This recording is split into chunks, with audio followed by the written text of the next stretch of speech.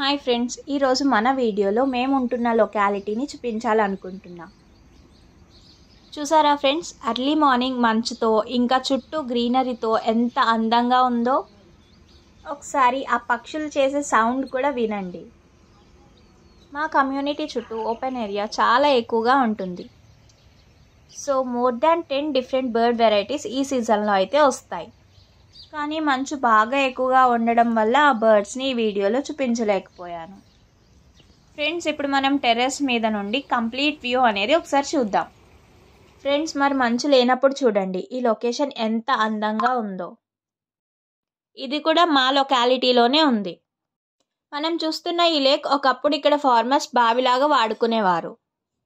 మీరు కూడా మా వీడియో చూసాక మా లొకాలిటీ ఎలా అనిపించిందో కామెంట్లో చెప్పండి.